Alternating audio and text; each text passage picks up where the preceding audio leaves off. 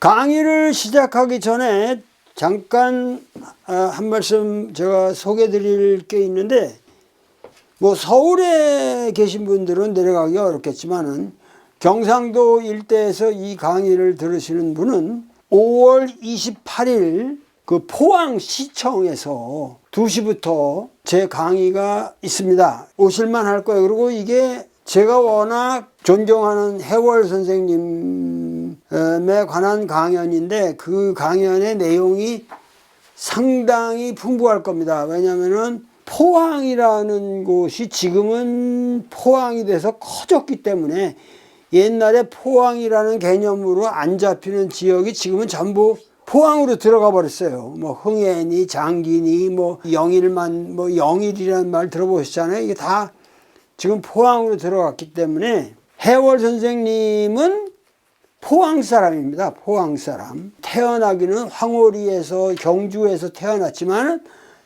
그 뒤로 성장하고 활동하신 지역이 전부 포항이고, 우리가 최근에 영해에 그 엄청난 비석을 세웠는데, 수은 선생님이 돌아가시고 나서 해월 선생님이 피신을 하고 새로운 아지트를 마련한 것도 결국은 이 영해지만은 이 포항이니 이쪽 지역에 전부 서포트가 있었단 말이에요, 이 지역이. 그래서 사실은 포항이야말로 해월 선생님을 존경하고 높이고 해월 선생님의 가치를 드러냄으로써 경상도 문화를 풍부하게, 그러니까 안동 중심의 무슨 그 유림의 문화만 생각하는 것이 아니라 동학의 그 원 모태가 경주에서 출발해서 포항, 영덕, 영해 이 지역에 있었다는 거를, 영해에 비석을 세우고 나니까는 포항에서도 조금 더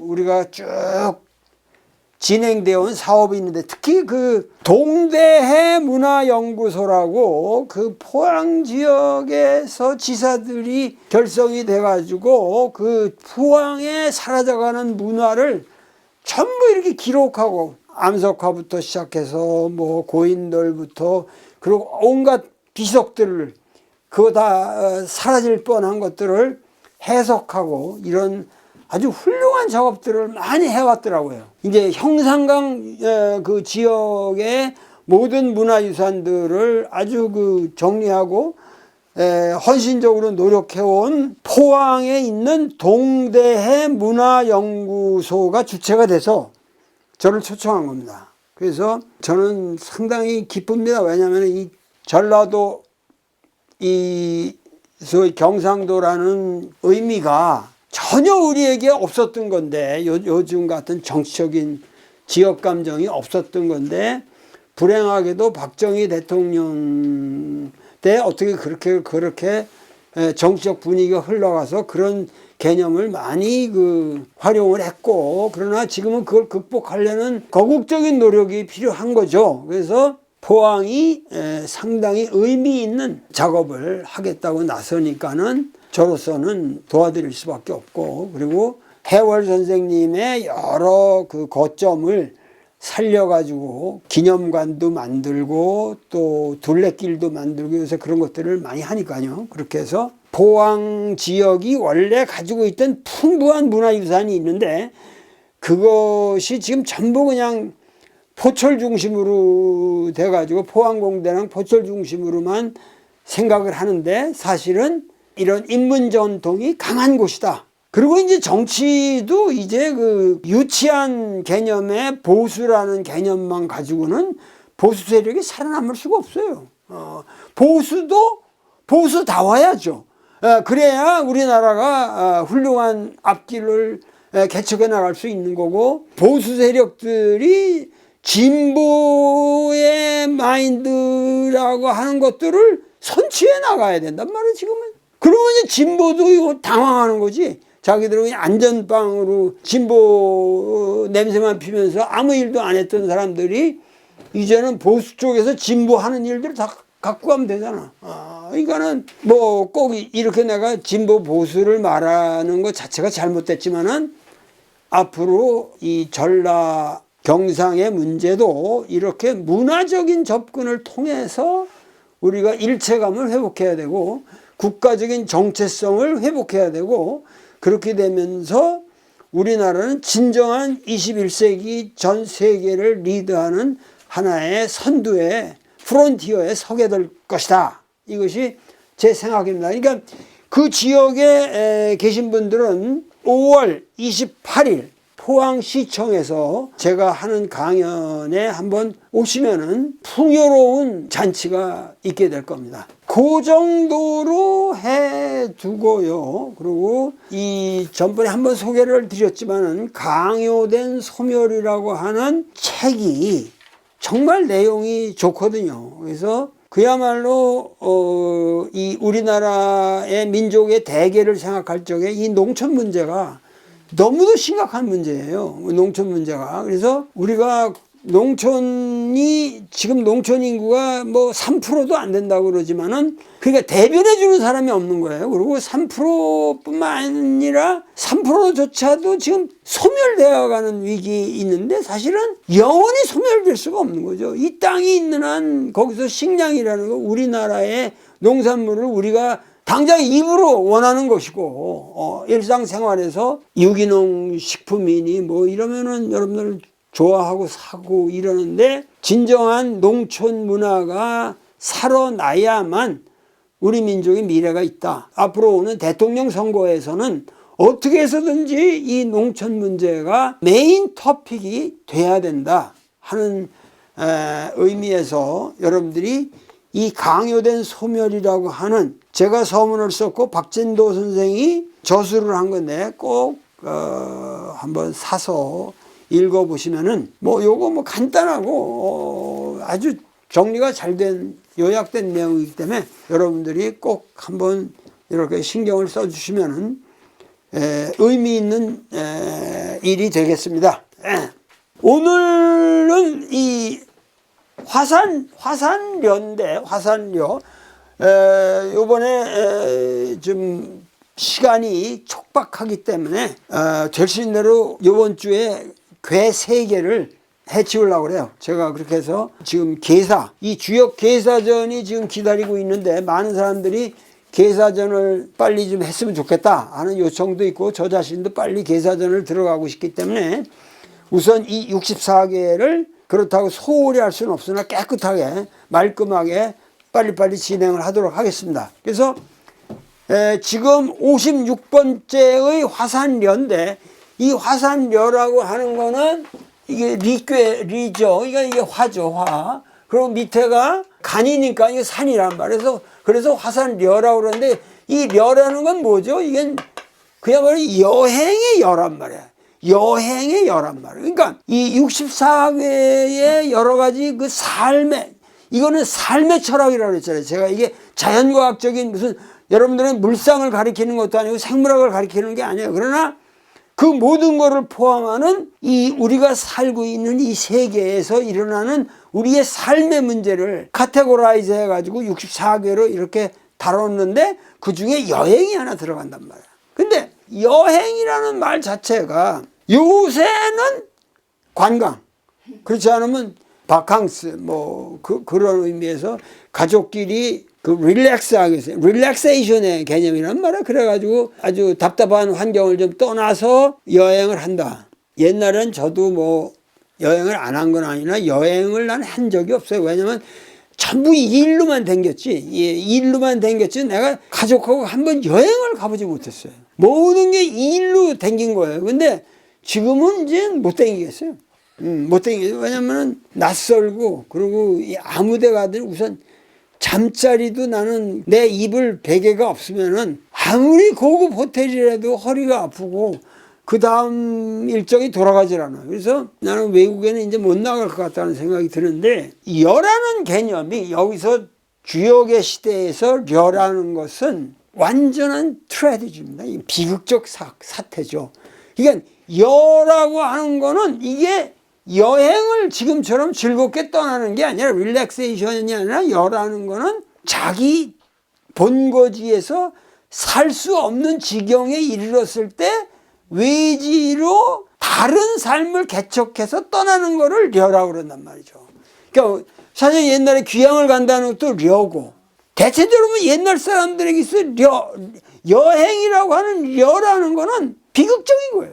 이거 지금처럼 희극적이고, 지금처럼 그 엔조이먼트가 아니라 포지티브한 게 아니라 네거티브한 거예요. 그러니까 여라는 게 아마 여기 제일 끝에 흉으로 끝나잖아요. 여라는 건 궁극적으로 즐거운 게 아니에요. 즐거운 게 아니에요. 인간의 삶에 있어서 비극적인 사태란 말이에요. 완전히 새로운 삶을 개척한다, 그런 의미예요. 려라는 거는. 그러니까는 여기서 뭐냐면 산상유화니까 여기 산 위에 불이 나고 있다는 건, 이 화라는 건 뭐겠어요? 계속 불 타면서 이거 움직이잖아요. 그러니까 이 여라는 거 한 군데 정착해 있지 않고 계속 움직인다. 이 불이 산 위에서 움직이듯이. 그 어떤 데 보면은 앞에 풍괴가 있었잖아요. 풍괴라는 건 뭐죠? 풍괴라는 거는 모든 게 풍요로운데 뭐가 있어요?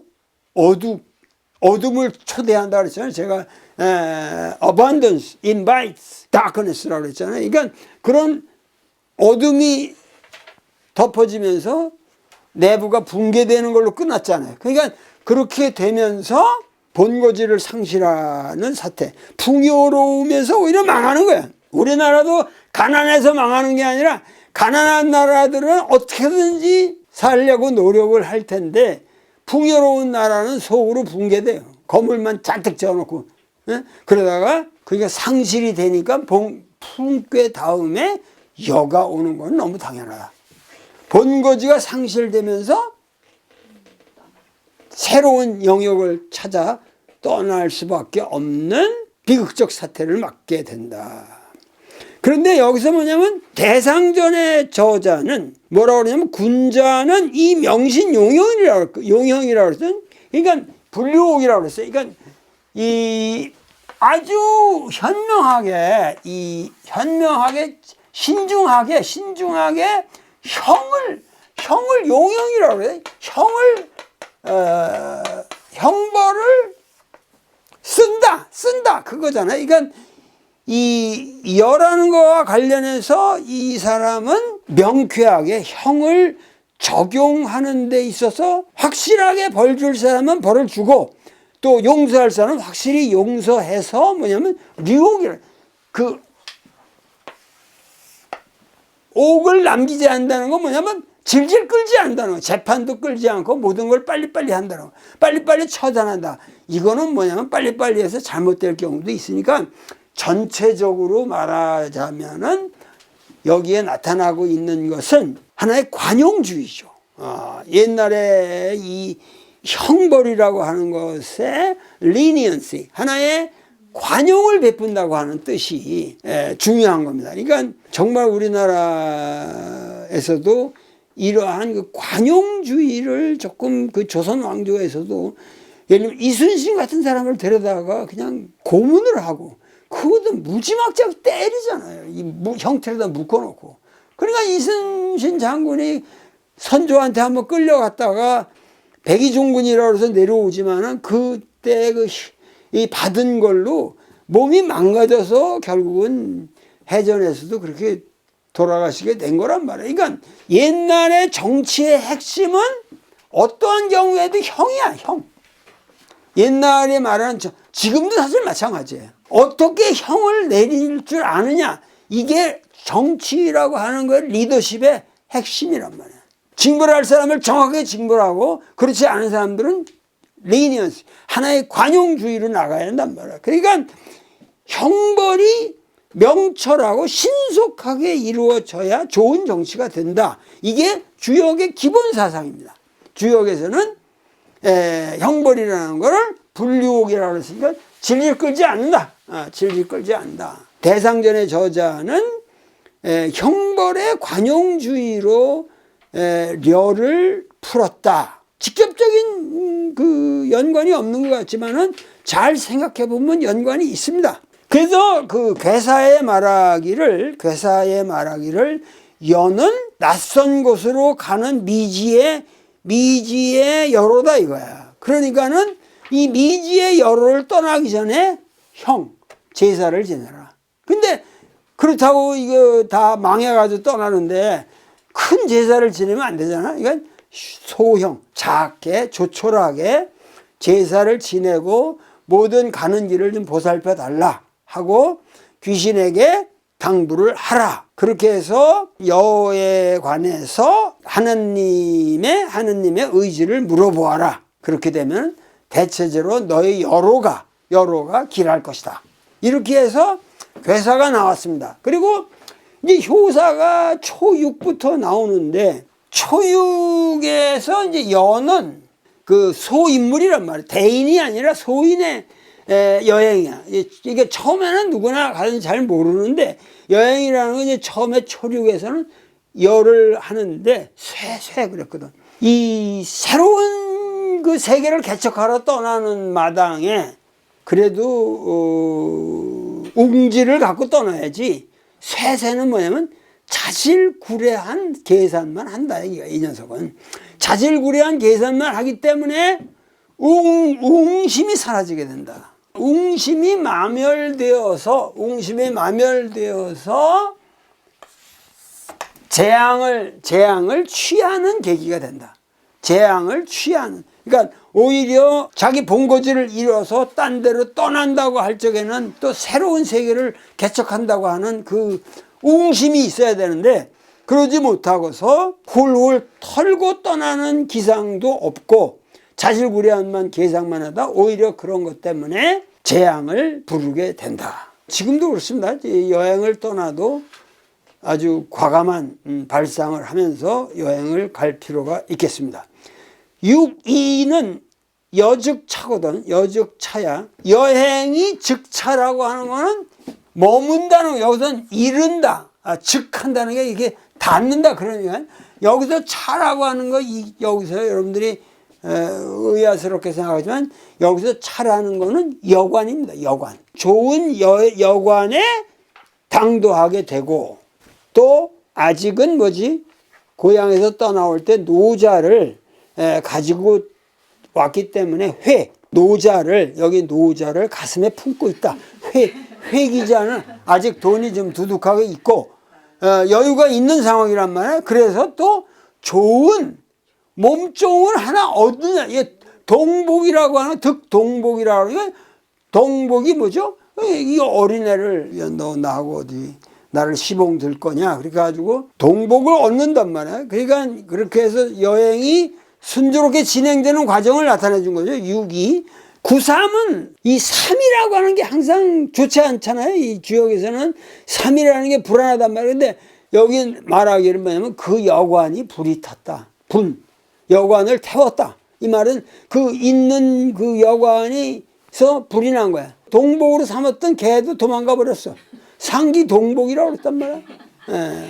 그러니까는 점을 쳐봐야 나쁜 결과가 나온다. 이거 미래가 보이지 않는다. 그래서 여행 타지에서 동복까지 잃어버리고 이런 불행한 그 처지에 도달하게 되는 거죠. 그런 이게 여라는 개념이 지금 여행이라는 개념이 아니고 그 타지로 갈 적에 거기서는 전혀 내가 어떻게 해볼 도리가 없는 곳이잖아요. 그러니까 거기서 이렇게 자기 본거지를 태워버리고 자기 그 데리고 있는 동복까지 잃어버리게 되면은 상당히 불안하게 되는 거죠. 그래서 구사는 양강하면서 위에 있거든요. 그런데 여기 여우처라고 하는 거는 좋은 자리를 얻는다 그런 얘기야. 이 안정된 자리를 얻는다. 그리고 지위를 얻는다는 게 되죠.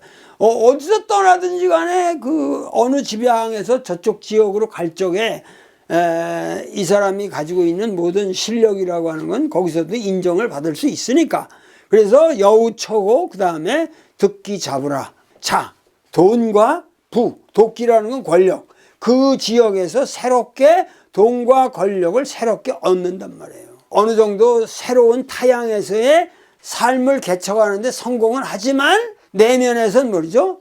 아심불쾌라고 그랬단 말이야. 자기 세계가 아니니까, 자기가 사는 자기 고향이 아니니까 속으로는 항상 편치 못하다 그지. 그렇게 해서 편한 자리를 얻어도 아심불쾌다.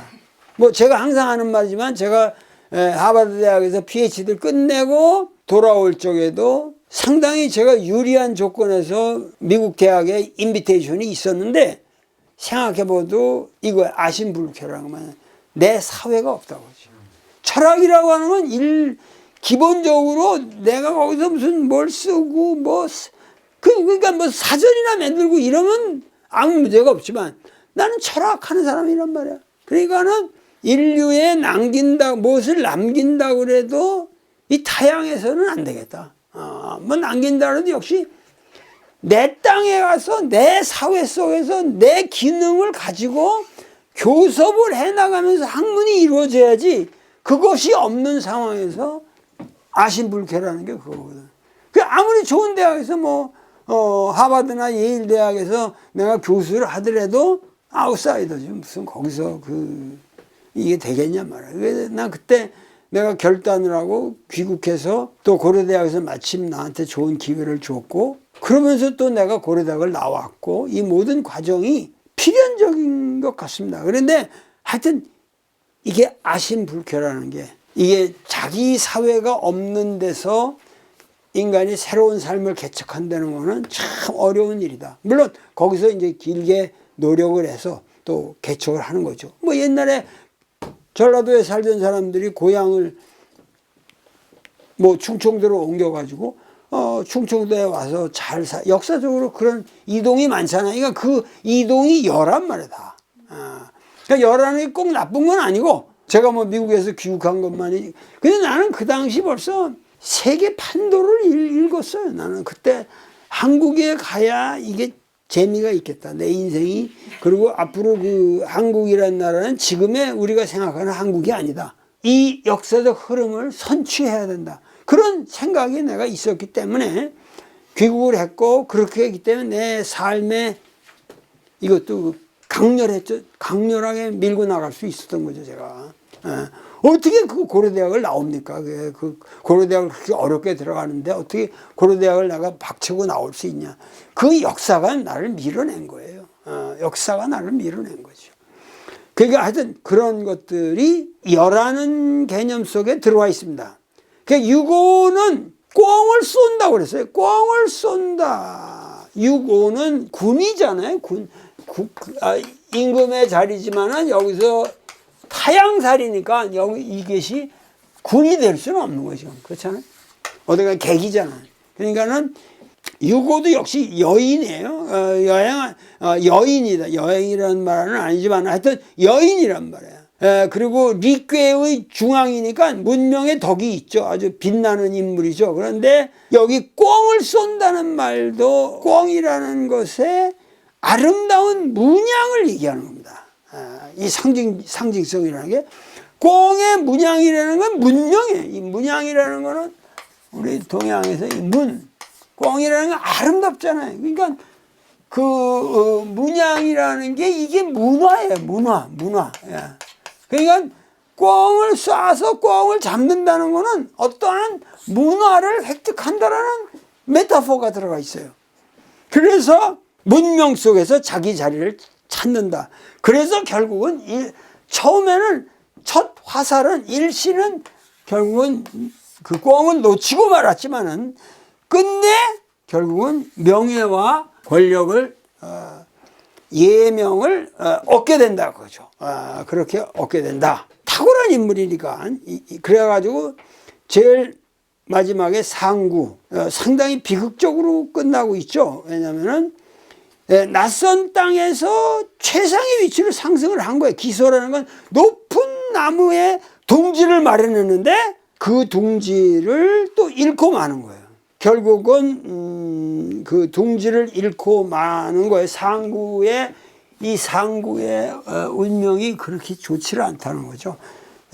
잃고 마는 거고 이 여인은 처음에는 웃었지만 결국은 호도 울게 된다고 해요. 그리고 소를 역에서 잃어버린다. 앞에서 나왔죠. 이것도 대장교에서 나왔던 겁니다. 유고에 나왔던 건데 결국은 그 소를 변경해서 잃게 된다. 그러니까 이건 완전히 외톨이가 되는 거죠. 외부에 올라갔다가 거기서 또 자기 자리로 다 잃어버리고 속까지 잃어버렸다는 건 마차를 잃어버렸으니까 자기 고향으로 돌아갈 길이 끊겼다, 그런 의미가 되는 거예요. 그렇게 해서 고향으로 돌아가지도 못하고 타지에서 얻은 부를 운반할 수가 없는 거죠. 여기 소를 잃어버렸다는 거는 그렇게 하면서 나중에는 흐느껴 운다. 많은 사람들이 타관살이에서 이런 비극적인 종말을 꾀하게 되죠. 그래서 역괴는 대체적으로 흉하다. 흉하다. 될 수 있는 대로 타양에 가서 살지 마시고 자기 있는 자리에서 최선을 다해서 거기서 뭔가를 쟁취하는 것이 훨씬 유리하다. 그러나 물론 여라는 하나의 새로운 어드벤처, 필요에 따라서는 중요한 겁니다. 근데 나 같은 사람이 지금 그런 어드벤처를 할 수는 없겠죠. 한국을 버리고 어딜 갑니까?